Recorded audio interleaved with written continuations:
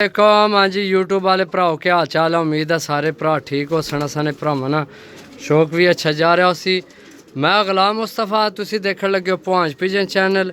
माशाल्लाह 15 कबूतरां दी खेड लैके आया तो बड़े मुनासब जनाब भरावां वास्ते मुनासब मिलन मुनासब ही देंगे। माशाल्लाह परिंदे चेक करो जनाब, सही है। टोटल जनाब 15 पीस ने, सही है। बिल्ला कबूतर चेक करो जनाब, अगर टैडी चेक करो माशाल्लाह, टैडी चेक करो, ओ चिट्टी मादी चेक करो माशाल्लाह।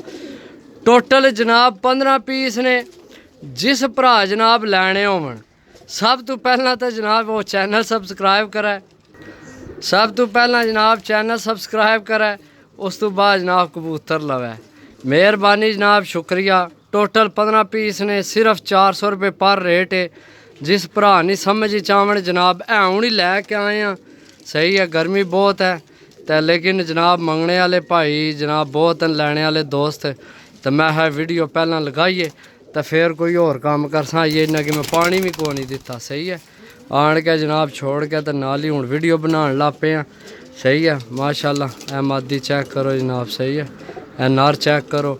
टोटल जनाब 15 पीस ने, 400 रुपये रेट फाइनल रेट है। जिस भरा नहीं समझ चावन सही है जनाब रबता करके लै सकने हो। मिलसा अगली वीडियो, तब तक इजाज़त दो। अल्लाह सुनने वाला, अल्लाह हाफिज़।